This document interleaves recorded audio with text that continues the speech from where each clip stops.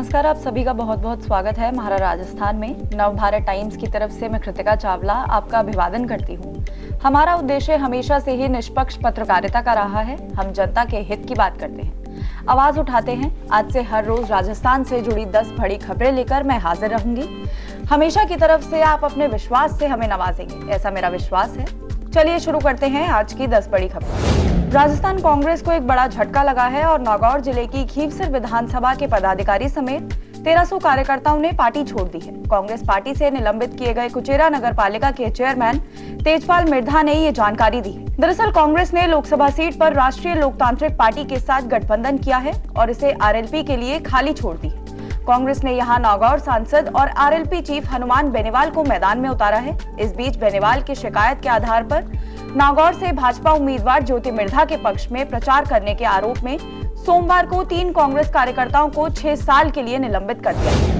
राजस्थान में पीएम मोदी की कल बाड़मेर में जनसभा हुई। ऐसे में सभी की नजरें पीएम मोदी के भाषण पर रही। इस दौरान पीएम मोदी ने कांग्रेस पर जमकर निशाना साधा। उन्होंने इंडिया गठबंधन को विकास विरोधी बताया।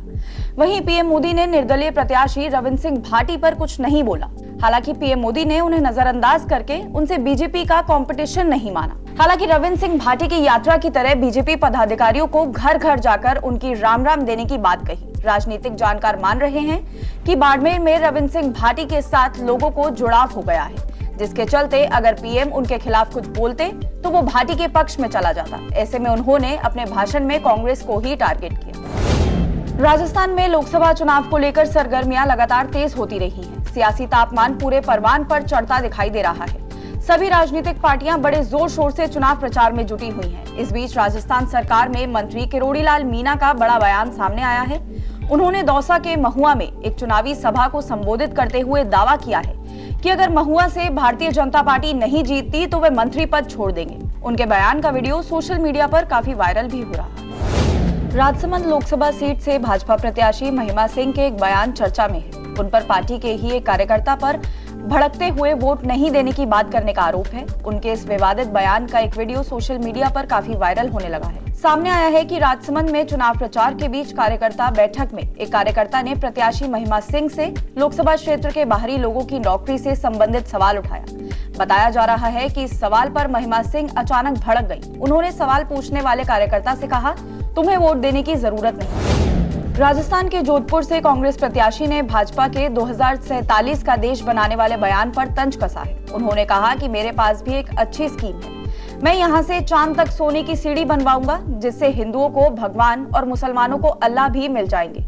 कांग्रेस प्रत्याशी करण सिंह उचियारना ने कहा कि भाजपा ने 2014 और 2019 में जो वादे किए थे उन्हें पूरा नहीं किया है और अब 2024 में कह रहे हैं कि हम 2047 तक विकसित देश बनाएंगे। जोधपुर से फिलहाल केंद्रीय मंत्री गजेंद्र सिंह शेखावत सांसद हैं। उन्होंने यहां से पिछले चुनाव में अशोक गहलोत के बेटे वैभव गहलोत को हराया था। इस बार कांग्रेस ने करण सिंह उचियारना को यहां से टिकट दिया है। आईपीएल 2024 में आज शिखर धवन और संजू सैमसन आमने सामने होंगे। पंजाब किंग्स और राजस्थान रॉयल्स के बीच ये मुकाबला चंडीगढ़ के महाराजा यादवेंद्र सिंह अंतरराष्ट्रीय क्रिकेट स्टेडियम में खेला जाएगा। इस सीजन पहली बार दोनों टीम भिड़ेंगी। जानिए इस मैच में किसको जीत हो सकती है। साथ ही पिच रिपोर्ट और संभावित प्लेइंग 11।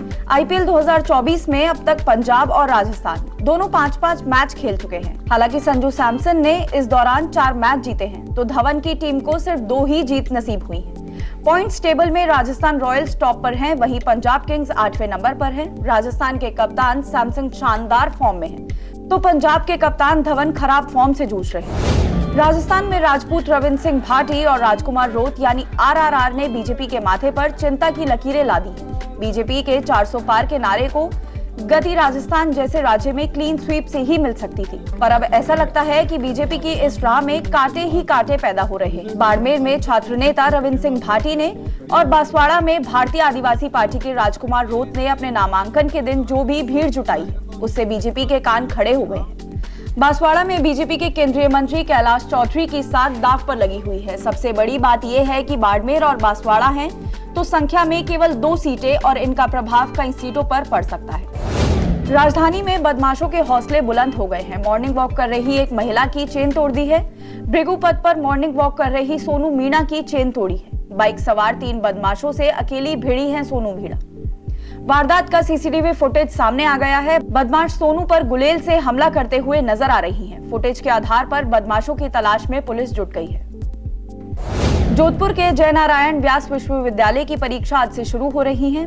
परीक्षा में यूनिवर्सिटी से संबंध जोधपुर जिले सहित फलौदी, पाली, संचौर, बाड़मेर, जालौर, बलोत्रा और जैसलमेर जिलों से जुड़ी सभी महाविश्वविद्यालय के साल 2024 के नियमित स्वयं पाठी, पूर्व और श्रेणी सुधार और वार्षिक पद्धति पाठ्यक्रम के विद्यार्थी हिस्सा लेंगे। परीक्षा में नकल रोकने के लिए उड़न दस्तों की टीम का गठन किया गया है। इस साल परीक्षा में 89,000 विद्यार्थी शामिल होंगे। प्रवेश पत्र विश्वविद्यालय की वेबसाइट पर जारी कर दिए गए हैं। राजस्थान में आए दिन मौसम में तगड़ा बदलाव देखने को मिल रहा है। कभी एक हिस्से में बारिश और ओलों की बौछार पड़ रही है, तो कहीं दूसरे हिस्से में तापमान 38 डिग्री के पार पहुंच रहा है। मौसम विभाग की माने तो आने वाले 3-4 दिनों में गर्मी से राहत मिलेगी। दरअसल प्रदेश में आंधी बारिश होने के बाद एक और नए पश्चिमी विभोग सक्रिय होने जा रहे हैं, जिसके चलते मौसम विभाग ने एक बार फिर से कुछ जगहों पर आंधी बारिश और ओले गिरने का अर्जेंट अलर्ट दे